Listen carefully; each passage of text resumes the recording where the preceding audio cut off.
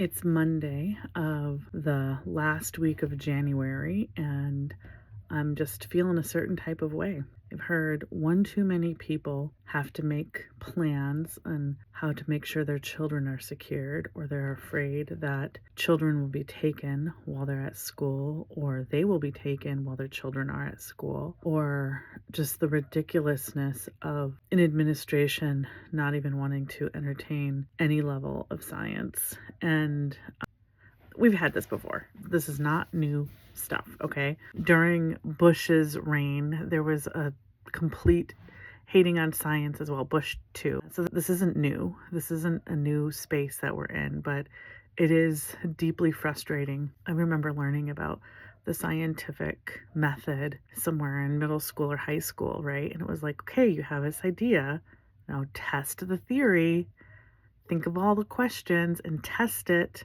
Okay, you might be pretty clever, but find somebody smarter than you to help poke holes in your theory to see if it really stands true. And you remember math, theorems versus proofs?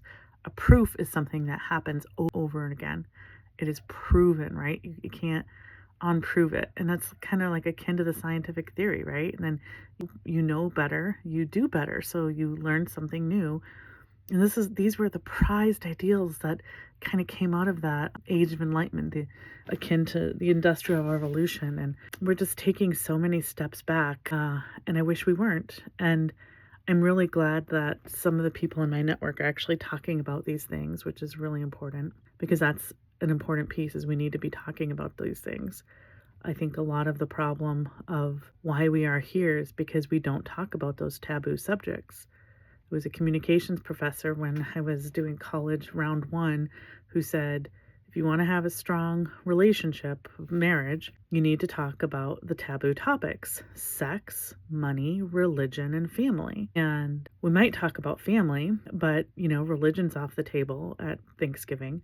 Politics is off the table at Thanksgiving, and sex is absolutely off the table. So we don't have practice in even how to talk about these things as a society, let alone as individuals with our partners. And that's the problem. That is, it's not the only problem, but that's a big problem. We believe a certain way and we don't examine those thoughts and we don't test them. Does it stand true for other people? The religion I grew up with told me verbally, though it's difficult to prove in the written word, that being gay is bad.